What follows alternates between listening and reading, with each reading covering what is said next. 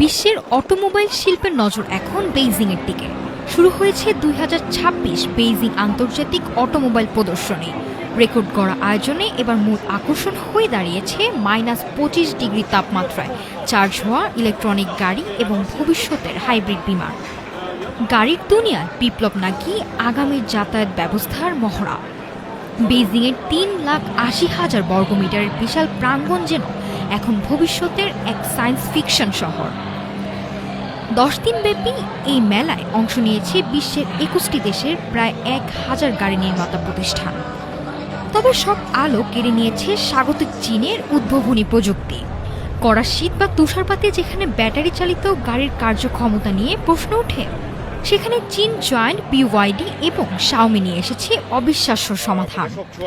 -25.6 degree Fahrenheit বা প্রায় 32 degree Celsius হিমাঙ্কের নিচেও দ্রুত চার্জ হতে সক্ষম তাদের নতুন ইভি মডেলগুলো।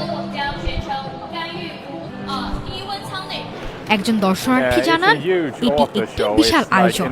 -30 ডিগ্রি ঠান্ডায় ফ্ল্যাশ চার্জিং থেকে শুরু করে গাড়ির ভেতরে তারা যেসব প্রযুক্তি যুক্ত করেছে তা সত্যিই দেখার মতো।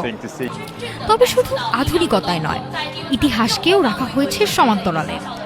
নতুনের ভিড়ে চোখ জুড়াচ্ছে জন প্লেয়ার স্পেশাল, লোটাস ফর্মুলা 1-এর মতো ক্লাসিক রেসিং কারগুলো।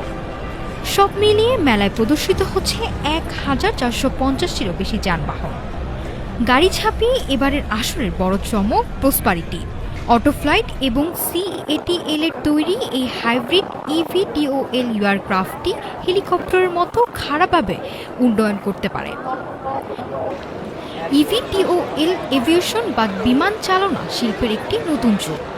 এটি হেলিকপ্টার বা ফিক্সড উইং বিমানের সুবিধা মিলিয়ে তৈরি, যা কম খরচে অনেক বেশি দূরত্ব অতিক্রম করতে পারে। মোট 17টি বিশাল প্যাভিলিয়নের মধ্যে 13টি বরাদ্দ রাখা হয়েছে সরকারি গাড়ি প্রদর্শনের জন্য, আর বাকিগুলো ব্যস্ত যন্ত্রাংশ ও স্বয়ংক্রিয় প্রযুক্তির প্রদর্শনীতে। 181টি এই নতুন মডেলের গাড়ি এবারই প্রথম বিশ্বের সামনে উন্মোচন করা হলো এই বেইজিংয়ের মঞ্চে। রেকর্ড আয়তন আর অত্যাধুনিক প্রযুক্তির এই মিলনমেলা প্রমাণ করে দিল, গ্লোবাল অটোমোবাইল বাজারে চীন কেবল প্রতিযোগী নয়, বরং বর্তমান বিশ্বের অসাংবাদিত নেতা। নাফিসা সামিয়া, ঢাকা টুডে।